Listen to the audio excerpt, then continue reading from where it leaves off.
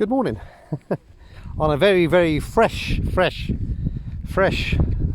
autumn morning.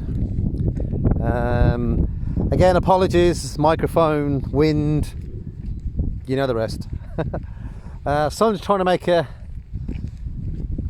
appearance this morning. It's struggling up there. I don't know if you can see it.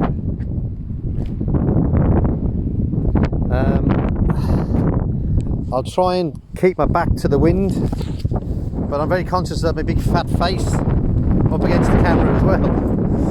So just out another walk today in Lochbora, and even the little ducks down there seem to be enjoying themselves.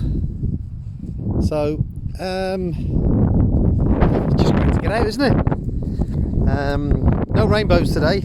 So Paul, if you're watching, and I'm sure you are, in actual fact you're probably the only one that's watching,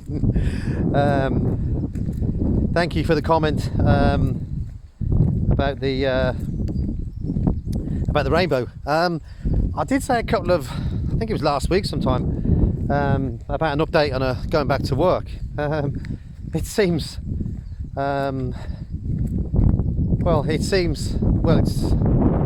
it's just false promises, false information. I was meant to get 2 phone calls. I was meant to get a phone call on Friday.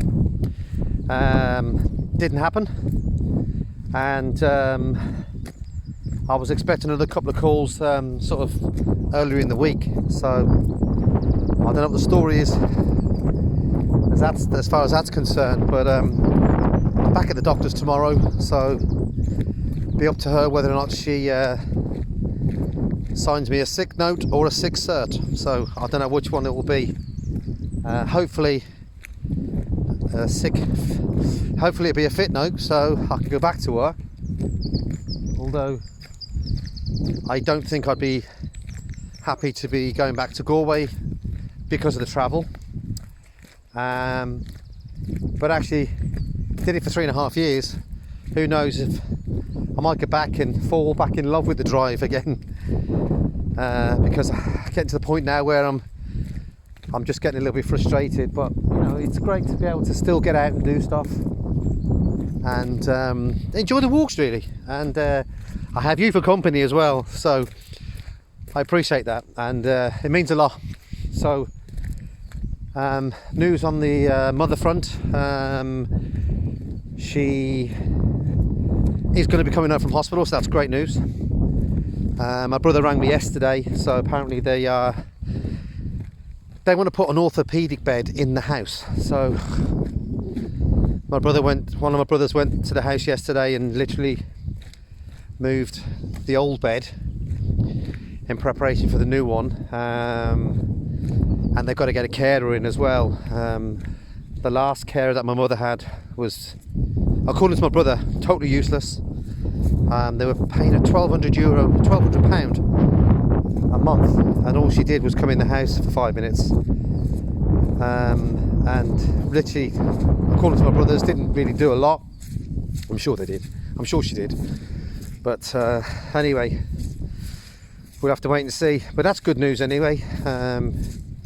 It is a bit frustrating. I do ring her every day, but she's very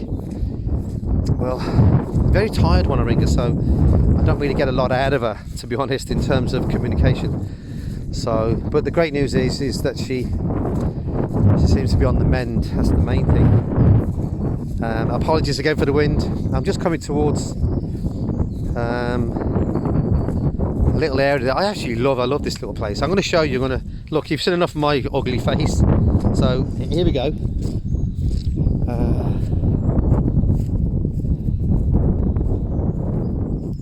I won't say anything, I'll just let you enjoy what you see. So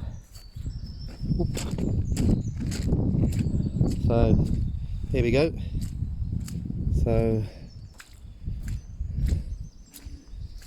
and as we go in, there's some crests on the wall. Very familiar harp.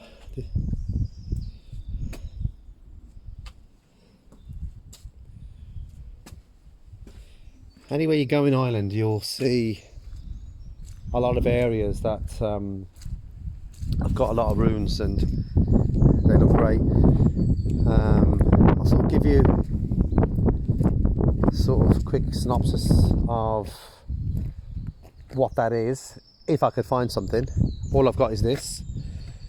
So it's called the Stones with Stories. Basically, before they constructed this, they basically asked the public to bring a stone home, and many people brought a stone with them to the Gathering of the Stones to be built on the monument. Each stone apparently comes with a story and a history. So what they say is that if the stones could talk, the sound echoing around Loch Moura would be deafening. So a number of historical significant stones were also donated here as well to the project from abroad. These stones, they've all got Irish connections, and I've got some below there is the story of some of the stones who they were donated by. So you can see there was from New York in America, Wales, and obviously some of the suppliers down the bottom there that did it. So lovely little thing, really. Sort of going up here, there is a little fairy trail. So Paul, if you're watching, and I'm sure you are because you're the only one who does, and I said that already, your girls would love this. It's a little fairy trail, mind you, they're growing up a bit now, aren't they? But a little fairy trail. So again, because of COVID, they've put signs up saying one way, but as you can see,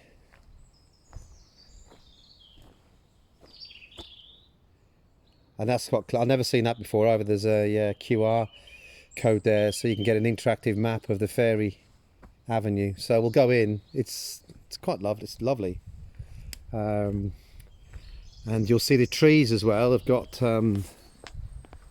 names on them, so all the different fairies that live in the trees. It's quite a lovely little walk, and